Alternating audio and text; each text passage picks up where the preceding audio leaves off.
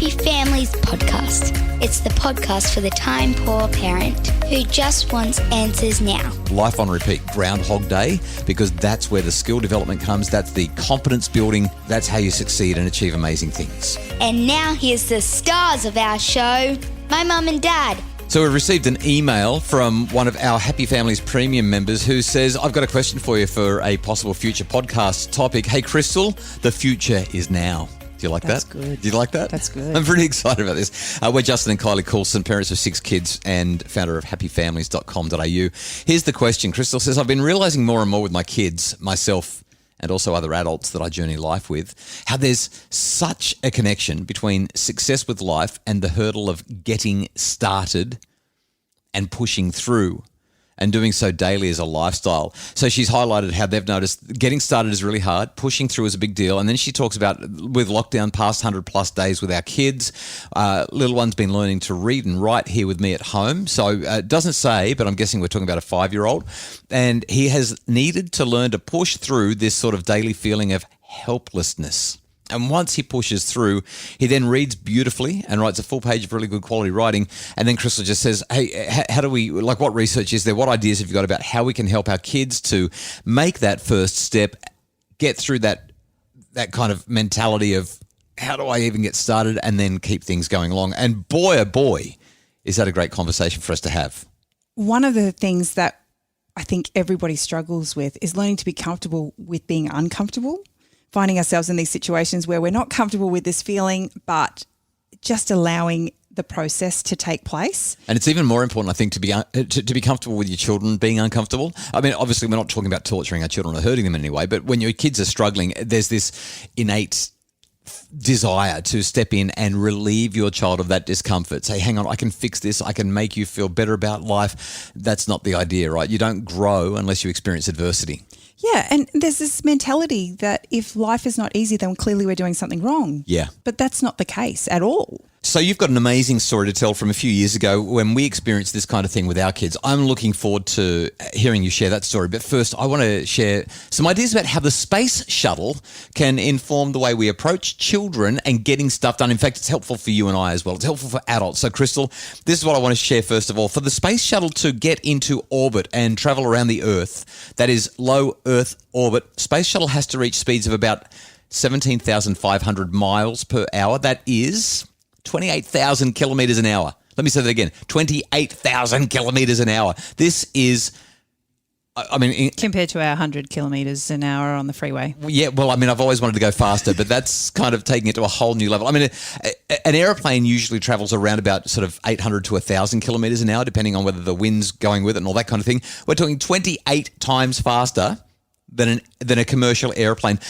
I did read somewhere that it's about 9 times faster than a speeding bullet. Like Superman doesn't fly that fast. We are talking really fast. You know Superman's not real. Thank you. Appreciate that very much. And here's the other thing. So it's about 37 metres tall, nearly the height of an Olympic swimming pool. So we're talking, 7, 8, 9 stories high. This thing is huge. It weighs a lot. I can't remember the exact weight, but it weighs a lot. Put it this way, the space shuttle's huge external tank, the great big orange thing that's under the space shuttle with the 2 white things on the side. If you've ever seen a picture of the space shuttle, you've got the shuttle, but then you've got these great big fuel tanks basically underneath it. 500,000 gallons of super cold liquid oxygen and liquid hydrogen, which they burn together. That's the 3 main rocket engines. That's the fuel, rocket fuel. That's what it is. 500,000 gallons. This thing weighs, I was going to say it weighs a ton, but it obviously weighs a lot more than that. And it's got to get up against gravity, 28,000 k's an hour to enter orbit. And what I've read as I've been looking into how this happens is for the space shuttle to leave the Earth, in the first minute, it takes 1 minute to get to about 100 k's an hour. 1 minute. But it takes 10 minutes until it's doing 28,000 k's. Once it's doing 28,000 k's and it's going into orbit, it drops those huge fuel tanks, enters orbit, and it really doesn't need very much fuel at all because it's not using it when it's in orbit, and then it just needs a little bit of fuel to get back into the Earth's atmosphere and drop down to Earth. Now, for any rocket scientists who are listening, if I've completely butchered that, I'm so sorry. But the principle behind it is really, really simple. Getting started is hard. And for the rocket ship to get into orbit, it takes an enormous amount of energy for 1 minute and then a significant amount of energy for the next 9 minutes. But after 10 minutes, it's in orbit. And it doesn't require any energy at all. And I think that's a great lesson for when it comes to working with our kids and getting them started on stuff. When they've got a school project, they're like, I don't want to do this, it's going to be so hard. Or when we've got to clean the house, and they're like, oh, cleaning the house, I'm dying. Or they're learning a new skill. Whatever it is, learning the piano or the clarinet or playing a sport and they're struggling with it. It's really, really hard to get things going. But if you can convince your kids to just do 1 minute, or 10 minutes would be better, but 1 minute just to get up to 100k an hour, 10 minutes to get to 28,000 k's an hour, and then they're in orbit and they get into that thing that's called flow. All of a sudden, things are much easier. It's like we've got the momentum behind us now, we're moving, and things just happen. So the central, and I guess it ties in with this basic psychological need that all humans have, especially our children. That's a need for competence. Getting started, it always is really hard because you feel like you can't. It feels like you're incapable, incompetent of doing it. But once you've been going for a little bit, just a few minutes, you start to pick up that momentum because you're doing it. You're actually developing and demonstrating that competence and that capability, the capacity, the mastery, and it gets easier as a result of doing those things. I remember one year we had one of our children start school, and she was definitely, not at the bottom of the class, but she wasn't thriving. But I wasn't concerned because she was young and I knew that she'd kind of developed those skills. But lots of parents in the grade were feeling, very, very stressed out about it. And I had a conversation with the teacher to kind of just check in and see where this child was. And she acknowledged that this particular year, literally nearly the entire class was just really kind of dragging the chain a little bit. They were really struggling to kind of grasp these concepts. And then they came back after mid-semester break into term 3, and all of a sudden she said it was like a light bulb went on for the entire class, and all of a sudden they just got it. But it had taken them all that time to learn the foundations to get to that point where, like you said, they could feel flow. I guess it's kind of like a tree. It puts the roots down first, looks like it's not growing, and then the next season, poof, there's the tree. Hey, I want to talk. I want to hear this amazing story that you've got for us about our kids doing hard things, and there's a story about Antarctica that I think is also relevant to Crystal's question. Plus, we need to talk about the developmental appropriateness of all of this. So we'll do that right after the break. It's the Happy Families Podcast. For a happier family, try a Happy Families membership, because a happy family doesn't just happen. Details at happyfamilies.com.au.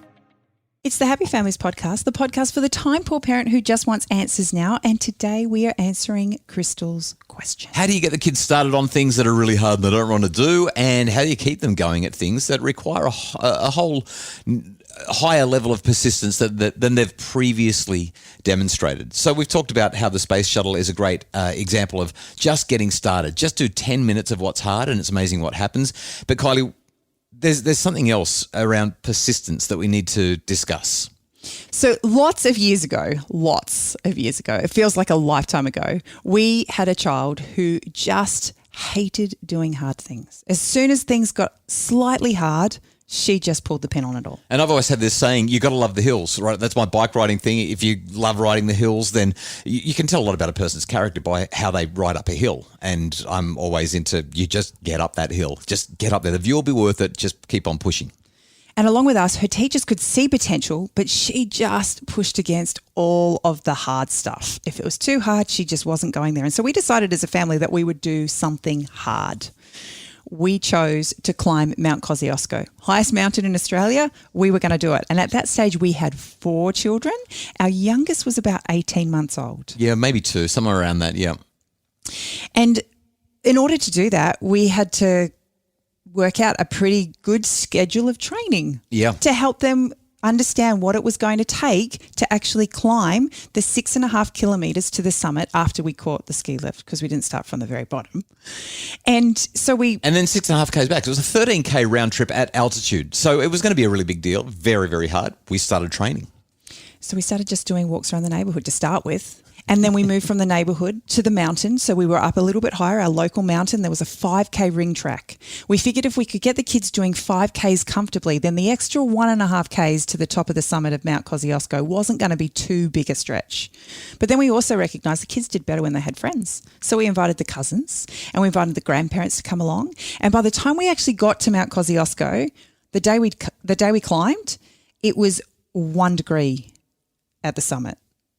it was pretty cold. But can I tell you, once we started walking, it was so hot. We had to take off our jumpers and our beanies. We were really, really hot. We got to the top of Mount Kosciuszko, and the feeling of accomplishment and elation that each of us felt, and relief. Except for the little one, because she didn't really care at all. Oh, yes, she did, because she was strapped to your back. Well, she just wanted to walk. Let's keep the developmental appropriateness of this in mind. So we sometimes want our children to do hard things. The equivalent of climbing to the top of Mount Kosciuszko for them, even if it's not a big deal to us, to them it's a really big deal. But sometimes it's not appropriate for them to do that.